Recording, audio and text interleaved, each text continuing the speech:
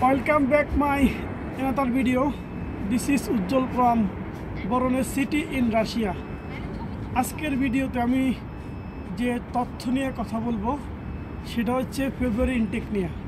কারণ আপনারা হয়তো অনেকে জানেন ইতিমধ্যে সেপ্টেম্বর ইনটেক একেবারে শেষের দিকে, যার কারণে যারা যে Bangladeshi student September intact miss করছেন তারা যেন ফেব্রুয়ারি ইনটেক না মিস করেন তাদের উদ্দেশ্যে কিছু আজকে গাইড বলেন বা পরামর্শ তুলে ধরব।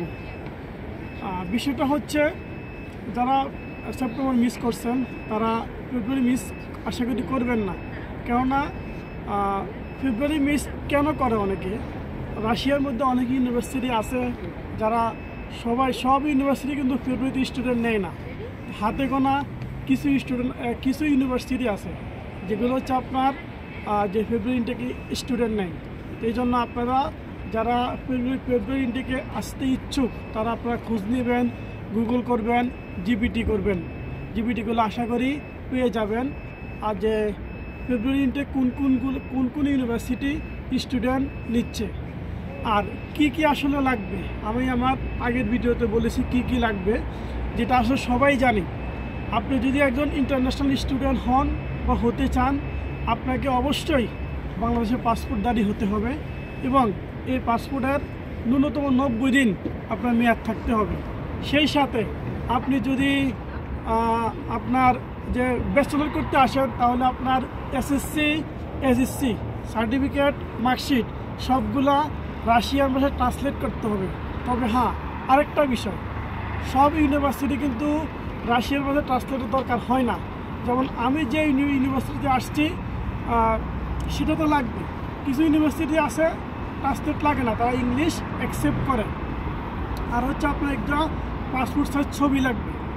আর যদি আপনি মাস্টার্সে আসেন তাহলে আপনার এসএসসি ব্যাচেলর তিনটার সার্টিফিকেট, মার্কশিট, ফটোকপি এবং মেন কপি সবগুলো লাগবে। এই ছিল মানে তথ্যের ক্ষেত্রে কি লাগবে। আর আপনারা কবে অ্যাপ্লিকেশন করবেন সেটা এখন তুলে ধরবো। আসলে ইতিমধ্যে কিন্তু আবেদন শুরু হয়ে গেছে। আপনারা যে গুগলে খোঁজ নিলে সব কিছু বেরোই আসবে বা জিপিটি জিজ্ঞেস করতে পারেন, আপনারা তথ্য পেয়ে যাবেন। এখন যেসব ইউনিভার্সিটি অলরেডি তাদের অফিসিয়াল ওয়েবসাইটে তাদের যে তথ্য তারা পাবলিশ করেছে আপনারা খোঁজ নিলে দেখতে পাবেন তারা অলরেডি সেপ্টেম্বর ইনটেক শেষে তারা ফেব্রুয়ারি ইনটেকের জন্য নোটিশ প্রকাশ করেছে।